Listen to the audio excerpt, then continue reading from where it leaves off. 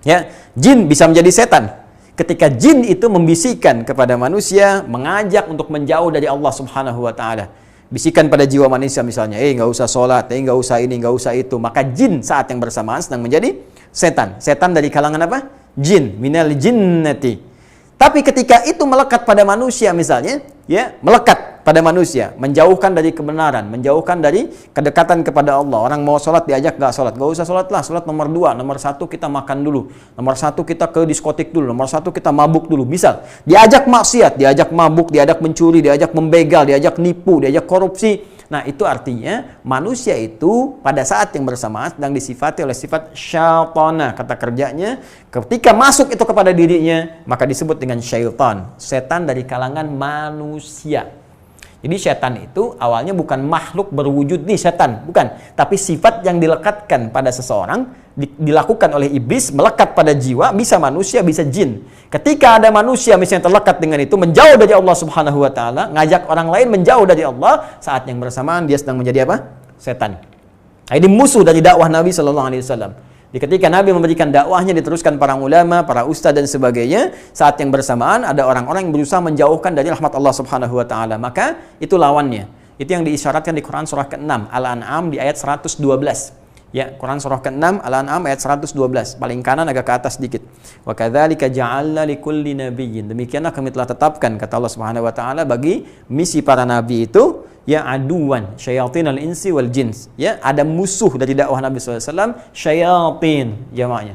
Ya, ins wal jin, ya, musuh dari kalangan manusia, setan-setan dari kalangan manusia. Maksudnya ada manusia-manusia yang mengajak menjauhkan seseorang dari ketaatan kepada Allah Subhanahu wa taala. Maka disifatilah dengan sifat syaitan, artinya apa? Yang menjauhkan orang lain dari rahmat Allah Subhanahu wa taala. Ins, kemudian jin, dan juga ada yang tidak tampak, yang tidak terlihat. Karena itu iblis disebut setan. Ya, kan setan pertama kali itu iblis. Ya, iblis itu dari kalangan jin. Quran surah ke-18 Al-Kahf ayat ke-50.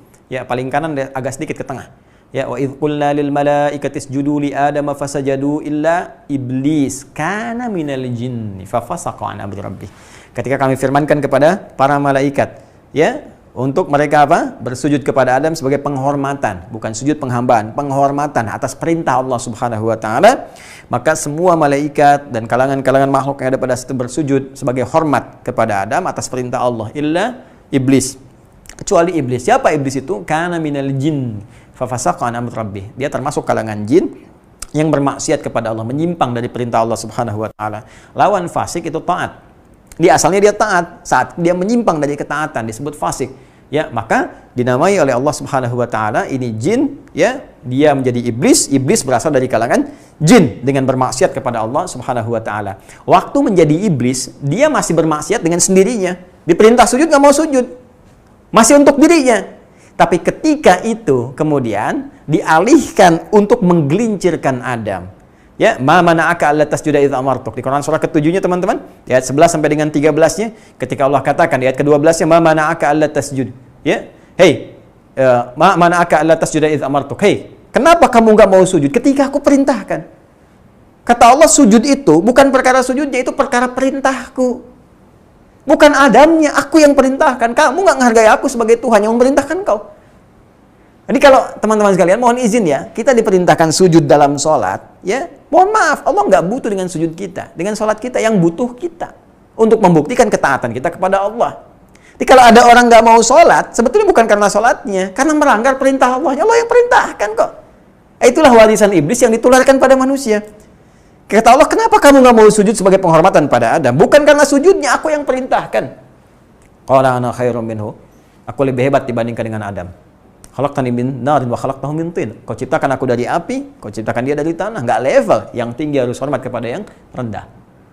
Nah, keluar engkau, wala fakhruz minha. Keluar dari segala rahmat ini. Keluar dari segala kemuliaan ini. Keluar dari segala kenikmatan ini. Terlempar dari rahmat Allah. Ketika terlempar, itulah syaitan dia tuh.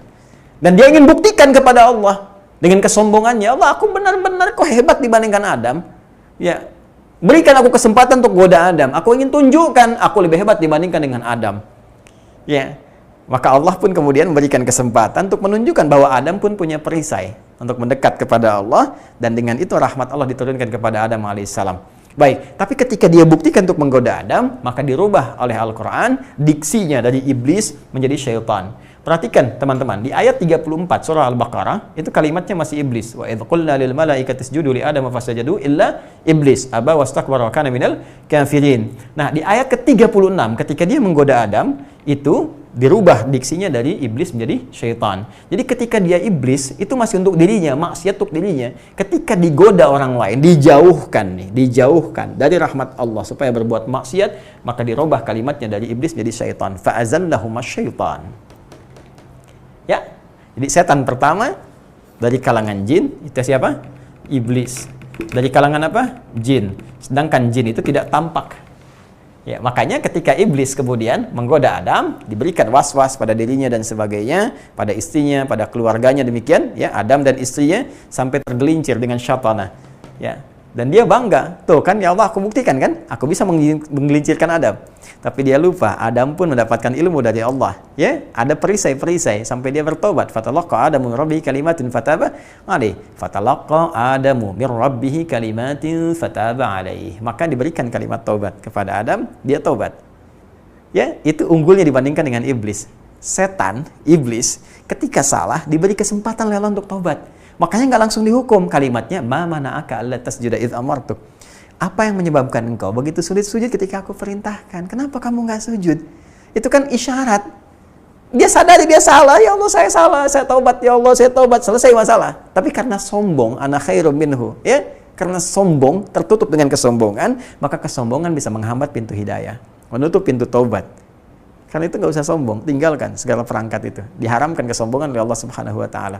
Ini yang membedakan. Nah, iblis, setan salah, setan nggak mau taubat. Adam salah, ya, dengan kemanusiaannya. Karena sebelum diturunkan menjadi nabi, ketika turun ke bumi baru berdinas sebagai nabi. Ya, maksum dia. Tapi ingin menunjukkan sifat kemanusiaan seperti pernah saya terangkan di pertemuan lalu, ini sifat manusia bisa salah. Dan ketika salah, diberikan kalimat tobat. Itulah bedanya manusia dengan setan. Jadi manusia ada pasti potensi salah karena ada nafsu dalam jiwanya. Tapi manusia bisa bertobat untuk mengoreksi kesalahannya sehingga menjadikan salah itu sebagai imroh untuk menatap masa depan yang lebih baik. Jadi singkatnya, manusia salah, manusia tobat. Setan salah, setan nggak tobat. Iblis salah, iblis nggak tobat. Saya ulangi, manusia salah, manusia tobat. Iblis salah, iblis nggak tobat. Jadi kalau ada manusia sekarang banyak berbuat salah, nggak pengen tobat, patut ditanya, dia itu manusia atau? Anda yang jawab sendiri. Manusia atau bukan? Itu maksud saya. Manusia atau bukan? Karena kalau manusia pasti tobat. Kalau bukan, nggak tobat. Ya. Oh, hati-hati. Dan setan itu sifatnya menggoda. Bukan maksa. Saya nggak belain setan ya. Salah setan. Dan saya tegaskan, setan itu salah. Ya. Awas. Hati-hati. CPNJ, calon penghuni neraka jahanam. Setan. Udah jelas tuh. Ya. Kalau CPNS kan di dunia, ya kan? Itu urusan dunia. Tapi kalau akhirat nanti ada CPNJ, calon penghuni neraka jahanam. Ya, siapa mereka itu? Yang pertama ya setan dan para pengikutnya. Kalau CPNS positif. Jangan dipotong-potong video saya ya, itu berbeda halnya. CPNJ, calon penghuni neraka jahanam. Nih, setan pertama turunannya. Itu jelas kok, salah. Cuman sesetan-setannya dia nggak pernah maksa dan karena nggak punya kekuatan memaksa. Cuman goda aja.